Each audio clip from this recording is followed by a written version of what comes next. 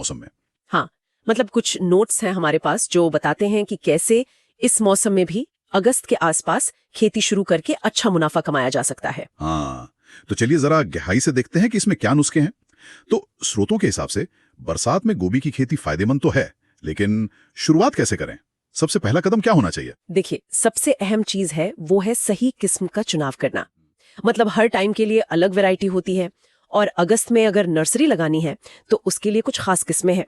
पर किस्मों से भी पहले एक और चीज है, नर्सरी तैयार करने में जिसका ध्यान रखना बहुत जरूरी है। अच्छा, वो क्या है?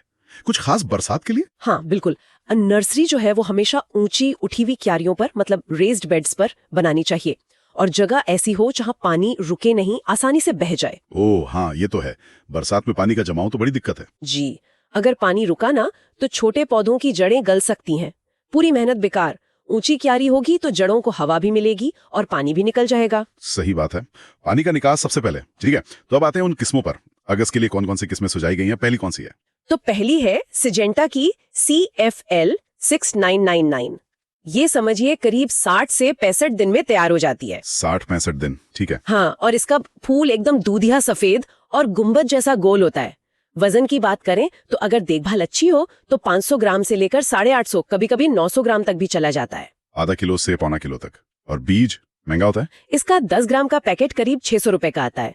ये जो 60-65 दिन का टाइम है ना, ये इसलिए भी अच्छा है कि तेज मानसून के बाद कटाई का टाइम आ जाता है अक्सर। हाँ, मतलब फसल खराब होने का रिस्क थोड़ा कम। ठीक है। और कोई किस्म इसके टक्कर की? जी, दूसरी है सेमेंस की 4051 AC गोल्ड। ये भी लगभग उतना ही टाइम लेती है, 60-65 दिन। अच्छा, सेम टाइम। हाँ जी, फूल भी वैसा ही दूधिया सफेद गुंबदाकार, वजन भी करीब करीब उतना ही, 500 से 850 ग्राम। ये थोड़ी सस्ती पड़ती है, 10 ग्राम का पैक लगभग 550 रुपए का मिल जाता है। ओके, यानी दाम में थोड़ा फर्क है।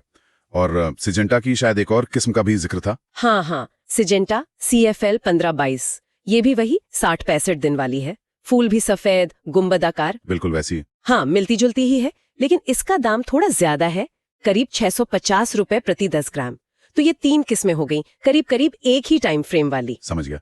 सिजेंटा और सीमेंस, इनके अलावा भी कुछ विकल्प हैं?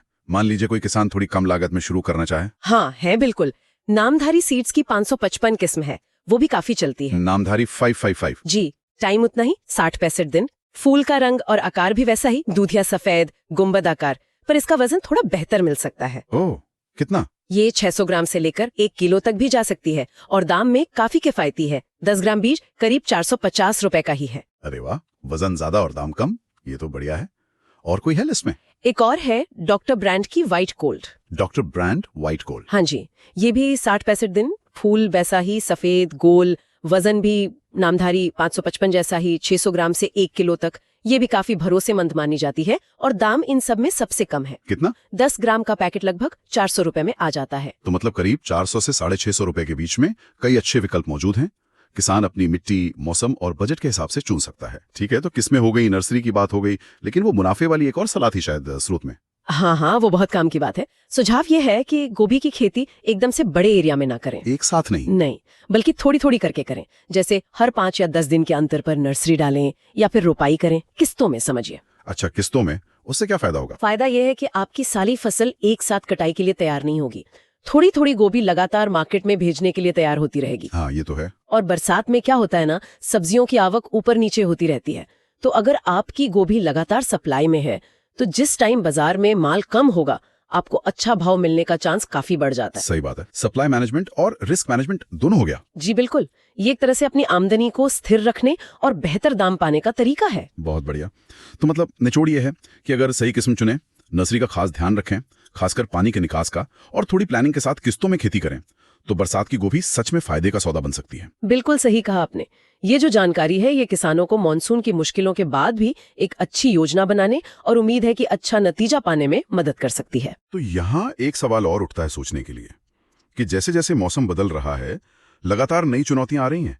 क्या हमें भविष्य में गोभी जैसी फसलों की और भी ऐसी किस्में या शायद खेती के बिल्कुल नए तरीके देखने को मिलेंगे, जो इन बदलते हालात के और भी ज्यादा अनुकूल हो? ये सोचने वाली बात जरूर है।